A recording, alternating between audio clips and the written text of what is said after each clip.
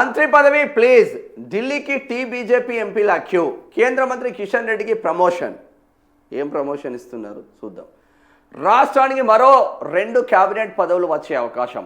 Kishan Reddy already మినిస్టర్గా ఉన్నాడు, the number 1 పొజిషన్లో ఉన్నారు. ఇప్పుడు రావాల్సింది వీళ్ళ నలుగురికి. ఒకరు ఈటల రాజేందర్ మల్కాజ్గిరి ఎంపీ, ఒకరు డీకే అరుణ Mahabub Nagar MP, Dharmapuri Arvind Nizamabad MP, గోదం Nagesh Adilabad MP. ఈ నలుగురు ఇట్లా ఎవరికి ఛాన్స్ రాబోతుంది. ముద్రాజ్ కోట వాళ్ళ సత్యమణి రెడ్డి కాబట్టి అటు రెడ్డి కోట, ఇది ముద్రాజ్ కోటలో ఈటల రాజేందర్కు పక్కా వస్తుందన్న చర్చ జరుగుతుంది.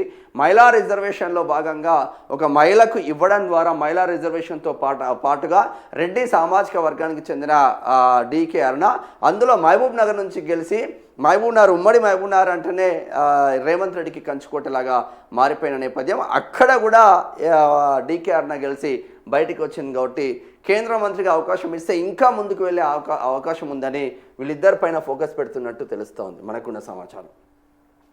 చూద్దాం మరి ఏంది, ఎవరి లెక్కలు ఎట్లున్నాయో చూద్దాం ఒకసారి. త్వరలో జరగనున్న కేంద్ర మంత్రి విస్తరణ పదవిని సొంతం చేసుకునేందుకు రాష్ట్ర బీజేపీ ఎంపీల మధ్య తీవ్ర పోటీ నెలకొంది. ఈసారి ఎలాగైనా మంత్రి పదవిని సంపాదించేందుకు కాషాయ ఎంపీలు ప్రయత్నాలు ముమ్మరంగా చేశారు. కులాలు ప్రాంతాల సమీకరణాల నేపథ్యంలో ఎవరికి వారే తమకు మంత్రి పదవి వస్తుందనే ధీమాలో ఉన్నారు. 2-3 రోజుల్లో కేబినెట్ విస్తరణ ఉంటుందంటూ వస్తున్న వార్తల నేపథ్యంలో ఆశావాహులు హుటాహుటిన ఢిల్లీకి బయలుదేరినట్టు తెలుస్తుంది. అలాగే పార్టీ పెద్దల దృష్టిలో పడేందుకు తీవ్రంగా శ్రమిస్తున్నట్టు ప్రచారం జరుగుతున్నది. వాస్తవంగా ఇప్పుడు అందరూ కిషన్ రెడ్డితో పాటు బండి సంజయ్తో పాటు అందరు ఢిల్లీలో ఉన్నారు. ఆల్ ఎంపీలు, ఆల్ సెంట్రల్ మినిస్టర్లు, అసిస్టెంట్ సెంట్రల్ మినిస్టర్లు మొత్తం మంది ఢిల్లీకి పయనమయ్యారు.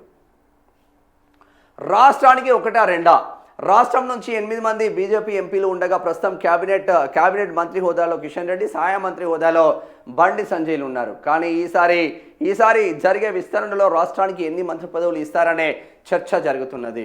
2 మంత్రి పదవులు ఇస్తే ఒకటి బీసీ వర్గానికి, మరొకటి మహిళా లేదా ఎస్టీ వర్గానికి వచ్చే అవకాశం ఉందని టాక్ ఉంది. ఆ రెండు పదవుల్లో ఒకటి స్వతంత్ర హోదా, మరొకటి సహాయ మంత్రి పదవులు ఉంటాయని డిస్కషన్ జరుగుతున్నాయి.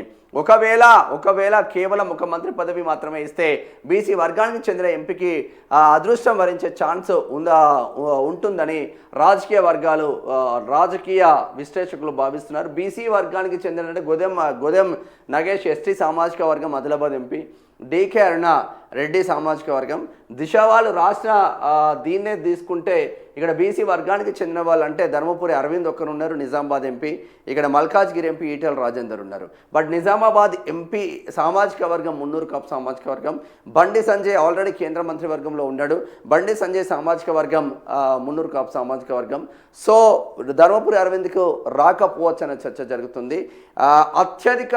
అత్యధిక శాతం ఉన్న బీసీ వర్గాలలో ముద్రాజులు ఎక్కువ శాతం ఉన్న నేపథ్యంలో అలా సతీమణి రెడ్డి సామాజిక వర్గం, అటు రెడ్డి సామాజిక వర్గానికి ఇచ్చినట్టు అవుతుంది ఇంట్లో, ఇక్కడ ముదిరాజ్ సామాజిక వర్గానికి ఇచ్చినట్లయితే బయట ఇంటర్నల్గా రెడ్డి సామాజిక వర్గానికి కూడా మనం సపోర్ట్ చేసినట్టు అవుతుంది అన్న ఆ చర్చ.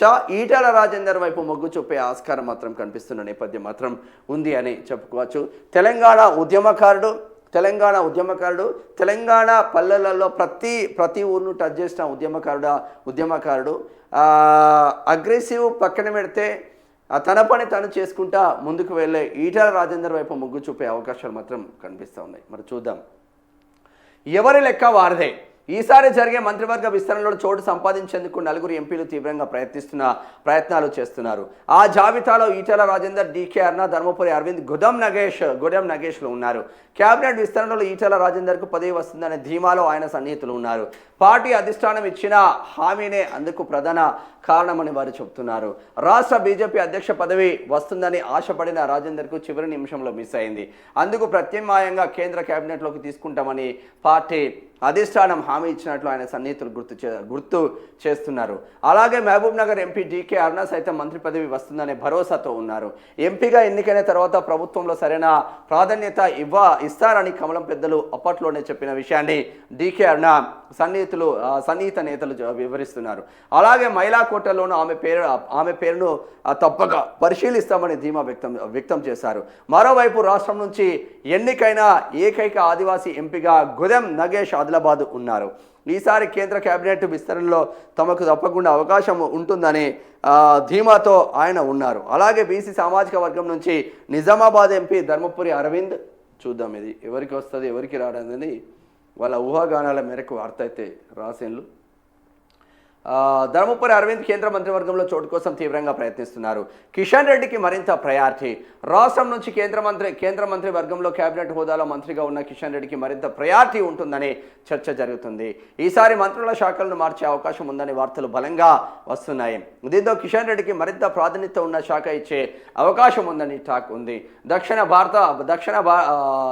భారతంలో పార్టీ విస్తరణ కోసం ఆయనకు క్యాబినెట్ నుంచి తప్పించి పార్టీలో కీలకమైన హోదా కల్పించే అవకాశం ఉందంటూ ప్రచారం జరుగుతుంది.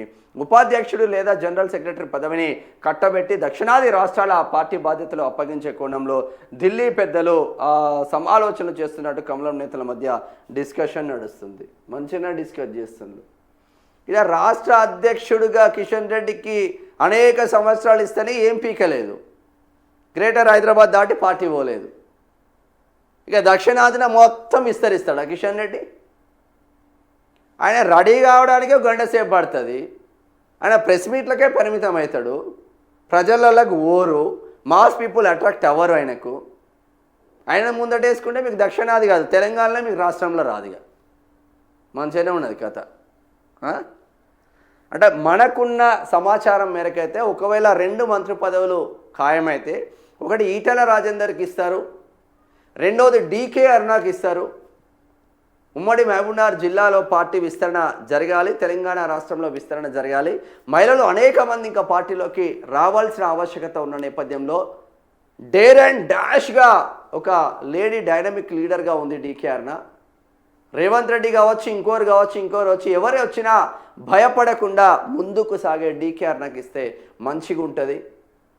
తెలంగాణ ఉద్యమకారుడు, అనువనువు తెలిసిన ఉద్యమకారుడు ఈటెల రాజేందర్కు పార్టీలో గుర్తింపు జరగాలి, సీనియర్ ప్రకారం ఇవ్వాలి అని వీళ్ళిద్దరికీ వచ్చే ఛాన్స్ మాత్రం ఉంది. ఇక కేంద్ర మంత్రి కిషన్ రెడ్డికి ఇంకా ప్రమోషన్ ఇచ్చి పార్టీలో కీలకంగా చేస్తే వెంకయ్యనాయుడు ఉపరాష్ట్రపతి అయింది. సింపుల్ ఎగ్జాంపుల్ చెప్తా. వెంకయ్యనాయుడు మంచోడు కాదని చెప్పట్లే నేను. వెంకయ్యనాయుడు ఉపరాష్ట్రపతి పదవిగా ఎదిగిండు. అనార్కలంగా హిందీ, ఇంగ్లీషు, తెలుగు, తమిళ్, కన్నడ మంచిగా మాట్లాడతాడు అన్ని లాంగ్వేజ్లో. కానీ ఆంధ్రప్రదేశ్లో కనీసం ఒక్క ఎమ్మెల్యేని గెలిపించుకున్నాడా? ఆయన పుట్టిన నెల్లూరులో ఆయన కనీసం గెలిపించుకున్నాడు అంటే ఏది లేదు. కిషన్ రెడ్డి కూడా సేమ్ యాస్టిస్. అన్ని పార్టీలతో మంచిగా ఉంటాడు. ఎమ్మెల్యే పోటీ చేస్తే, అంబార్పేటలో ఎమ్మెల్యే పోటీ చేస్తే డమ్మీ అభ్యర్థులు వస్తారు. కాంగ్రెస్ డమ్మీ అభ్యర్థి వస్తాడు, బీఆర్ఎస్ డమ్మీ అభ్యర్థి వస్తారు. మీరు మొత్తం చరిత్ర తీసుకోండి. పొరపాటున డమ్మీ అభ్యర్థి అదృష్టం కొద్దీ వాడు గెలిచింది అనుకో, మళ్ళీ ఎంపీగా పోటీ చేస్తే మొన్న ఏం జరిగింది? టీఆర్ఎస్ అభ్యర్థి ఎవడో తెలియదు ఎవరికి. మొన్న సికింద్రాబాద్ ఎంపీగా కాంగ్రెస్కు అభ్యర్థులే లేనట్టు ఎమ్మెల్యేని తీసుకొచ్చి పెట్టిండు. ఖైరతాబాద్ ఎమ్మెల్యే దానం నాగేందర్. ఎలాగ ఎమ్మెల్యే పదవి ఉన్నది, ఎవడోడు పోటీ చేయాలి డమ్మీగా, ఆయన పెట్టిండు. ఇదానమే మీరు చేసేది. ఇక ఈనాట పార్టీని విస్తరించి కొట్లాడి మొత్తం ఛత్రపతి శివాజీ మహారాజ్లా కొట్లాడి ఈయన పార్టీ తీసుకొస్తాడు కిషన్ రెడ్డి. ఇక వాళ్ళకే తెలవాలి, వీళ్ళకే తెలవాలి పో. అనేక సంవత్సరాలు పార్టీ అధ్యక్ష బాధ్యతలు కిషన్ రెడ్డి చేతిలో, డాక్టర్ కె లక్ష్మణ్ చేతిలో ఉన్నాయి. పోయిందా గ్రేటర్ హైదరాబాద్ దాటి? పోలే.